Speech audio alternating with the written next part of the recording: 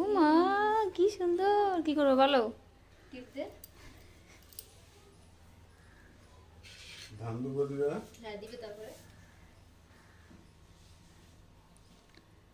টিপতে তারপর চালা দিবে। ও মা, ছেলে তো ভদ্র হয়ে গেছে, ধান দুধ দে না হলে তাদের সুন্দর করে চুপ করে বসে থাকে না। পাপা। দিব দিব দিব।